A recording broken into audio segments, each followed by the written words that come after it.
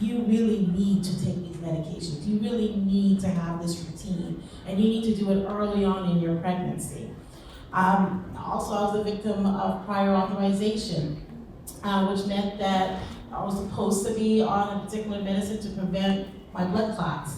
But the pharmacy said, this is not a clinical need. And guess what? I was in the hospital with a pulmonary embolism just a month later because of the delay with my medications. So at NMQF, this is serious. This is personal business. This is our lives. And it doesn't matter who's at the White House. It doesn't matter who's at CMS or HHS. We're saying to you that you cannot leave people to die. And that means that we need to have the policies in place that require certain conversations to happen at the earliest opportunity with the right people. And that means we need to say who the right people are. Black women, Indian women who are dying at 3 times the rate of white women because of pregnancy-related complications. So we need to have targeted communications. We need to incentivize these conversations to happen in the clinician's office. And we're here to make sure that we are working collaboratively. And I'm so pleased to be on the panel with these women who were just talking about how we need to work together after this to make sure that we stop this crisis that is happening. Thank you so much. Helena, you work with Ladies of Hope Ministries? Yes. Okay, and I feel like when I was reading about the work that you guys do, you guys work with incarcerated women. Yes. And can you talk a little bit about that and how you're able to really center when it comes to maternal health, that work in this specific population? Yes. First, I would like to say Dr. Sam would like to apologize for not being able to be here today.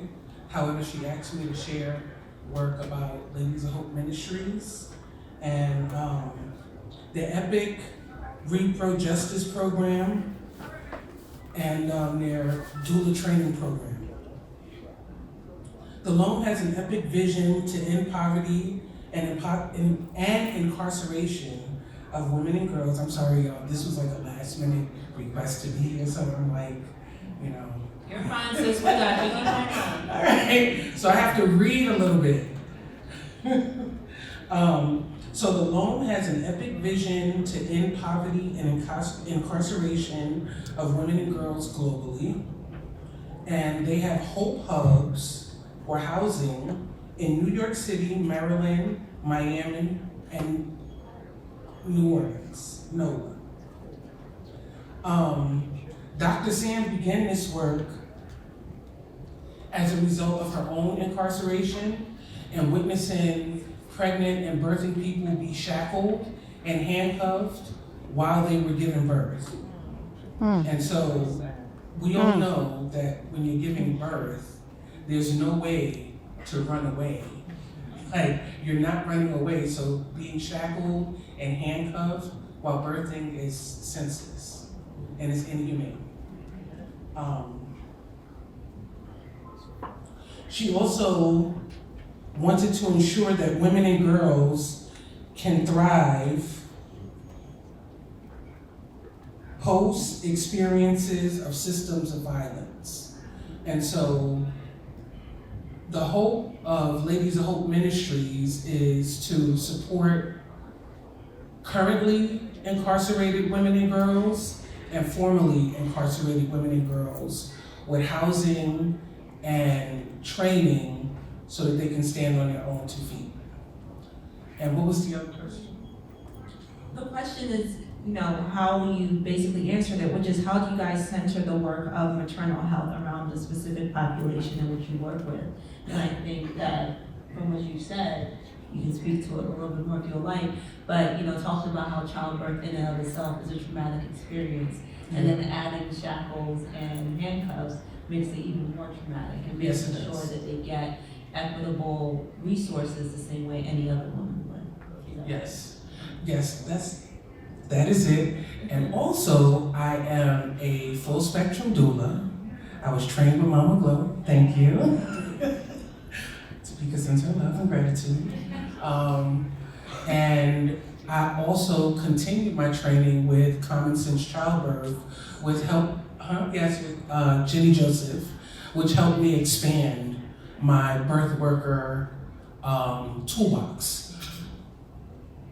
Supporting part of the birth work that I do is I work with a doula collective here in New York City in the Boogie Down Bronx called BX Rebirth and Progress Collective.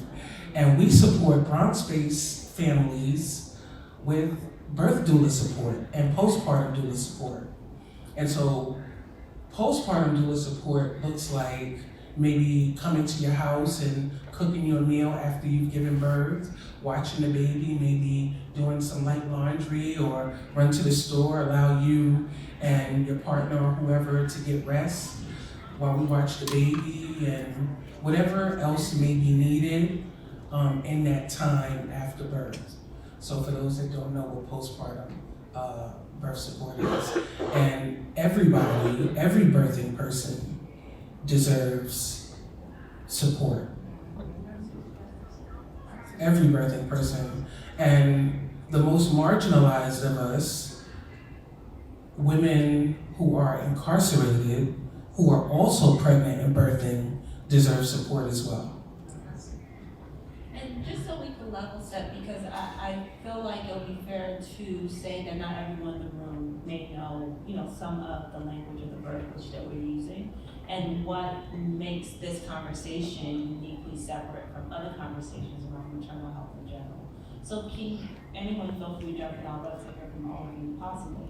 Can you talk about what differentiates communal care to traditional healthcare systems, and how does that look different? And how does it look different, especially in the context of Black maternal health, if at all? Yeah, so communal care looks like